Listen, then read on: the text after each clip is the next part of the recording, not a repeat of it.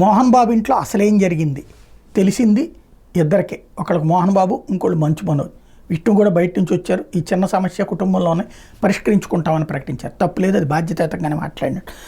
అయితే తాజాగా చూస్తే సినీ నటుడు మోహన్ బాబు కుటుంబ వ్యవహారం రచ్చకెక్కింది. గుర్తు తెలియని వ్యక్తులు దాడి చేశారని తనకు తన భార్య మౌనిక్కి ప్రాణహాని ఉందంటూ మంచు మనోజ్ పహాడీ షరీఫ్ ఠాణాలో ఫిర్యాదు చేస్తే జరిగిన కొద్ది నిమిషాలు ఆయన తండ్రి మోహన్ బాబు రాచకొండ పోలీస్ కమిషనర్ సుధీర్ బాబుకి లేఖ ద్వారా ఫిర్యాదు చేయడం ఒక ఎత్తు అయితే, తన మీద గుర్తు తెలియని వ్యక్తులు దాడి చేశారని నటుడు మంచు మనోజ్ సోమవారం సాయంత్రం పహాడీ షరీఫ్ దాంట్లో ఫిర్యాదు చేశారు.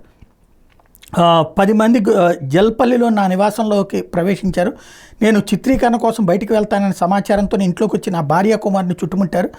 అది గమనించి నేను కిందకి రాగా వాళ్ళు అతడు ఇంట్లోనే ఉన్నాడు అంటే హిందీలో అరుస్తూ బయటికి పరిగెత్తారు. వాళ్ళని పట్టుకునే సమయంలో జరిగిన పోట్లాట్లో గాయపడ్డా. ఆసుపత్రిలో చికిత్స తీసుకుని ఇంటికి వచ్చి చూస్తే సీసీటీవీ ఫుటేజీలు అదృశ్యమైనాయి.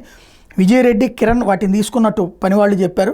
నా ఇంట్లోకి బలవంతంగా ప్రవేశించి నా భార్య పిల్లలను బెదిరించిన వాళ్ళ మీద చర్యలు తీసుకోవడంతో పాటు తగిన రక్షణ కల్పించాలి అంటున్నారు. ఇక్కడే అసలు పాయింట్. అది మంచు మనోజ్ ఇల్లా, మోహన్ బాబు ఇల్లా?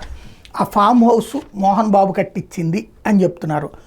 ఆ మోహన్ బాబు ఇంట్లో మనోజ్ ఉంటుంటే అతన్ని ఖాళీ చేయించడానికి ప్రయత్నాలు జరుగుతున్నాయా?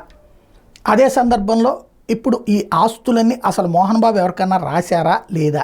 ఇది $1 మిలియన్ ప్రశ్న.